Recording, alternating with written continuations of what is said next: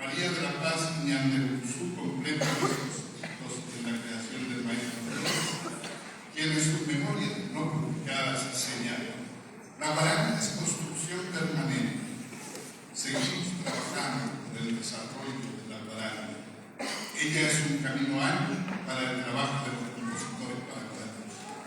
La guaraña es trabajo reciente y no improvisación. Y agrega, entrando de lleno al tema que hoy nos convoca para los fines nada. Yo tengo una guaraña sinfónica que la alta noche por noche profunda. Está escrita para coro, doble coro y orquesta. Esta guaraña me llevó como 7 años de trabajo.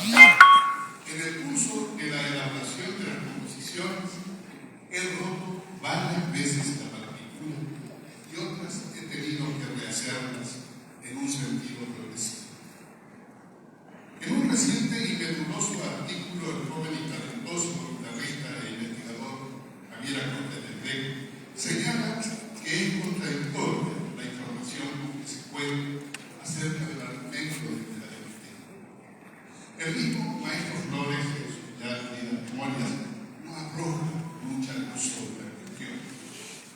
Y sí, el trabajo más completo entre mis composiciones es Picaresco. En este poema sinfónico he incluido 3 movimientos como homenaje a Ortiz.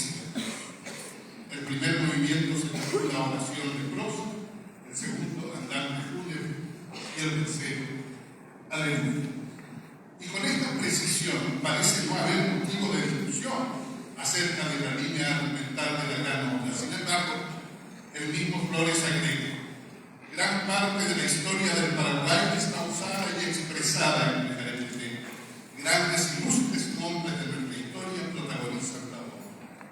Y menciona a quienes consideran protagonistas de la obra, desde Jesús, primer poeta indio en el Paraguay, hasta Francisco Solano López, pasando por el doctor Francia y Carlos Antonio Gómez. Por mi parte, considero que unir ambas líneas, la del homenaje a Manú y la de la historia patria, no suena descabellado, pues ellas son perfectamente simbióticas y complementarias. Sea de ello lo que fuere, el hecho más trascendente y de relevancia suprema es la calidad mística de esta obra, grabada en 1969 por la Orquesta Sinfónica y el Coro Unido de la radio y la televisión soviéticas. En Picaresco, el hecho musical quizá más notable sea la inclusión de la que me permito denominar gran guaraña, en la cual se exterioriza la genialidad floriana, unida a la nunca desmentida intención del maestro de acercar el género musical de su creación al mismo sinfonismo continental universal al que abríamos al inicio. No es casual que el maestro Luis Sarán acometa una vez más el reto de presentar en esta noche histórica y memorable.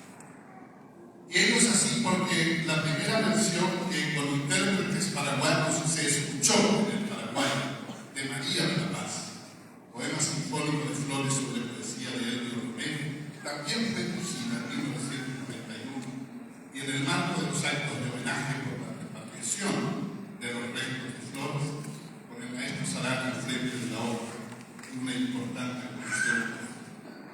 Para agradecer a mi amigo y compañero de tantas jornadas en torno al quehacer del Ateneo Cultural José Asunción Flores, el periodista, investigador y biógrafo de nota del maestro Antonio Peche, el aporte de datos fundamentales acerca de Picaresco que pretendí volcar en esta presentación, y con el pensamiento puesto en el recuerdo de Gilberto Rivarola, fundador del Ateneo y amigo personal del maestro en su injusto e inmerecido exilio, me permito convidarles al disfrute pleno de un momento de alto valor espiritual y artístico, el que dispensa la presentación de Picaresco a cargo de la Orquesta Sinfónica de la Ciudad de la Asunción y el coro de la Escuela de Música Herminio Jiménez de Itá, que dirige la profesora Betania Urquiente, largamente más de 150 artistas en escena, todos bajo la dirección de Luis Sarán.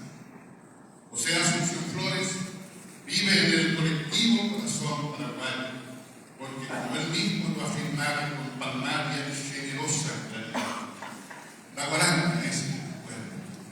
Ahí están los sollozos de su pasión y los picos de su rebeldía. Y ahora, sin más, a disfrutar de esta obra, a disfrutar de Arequipa.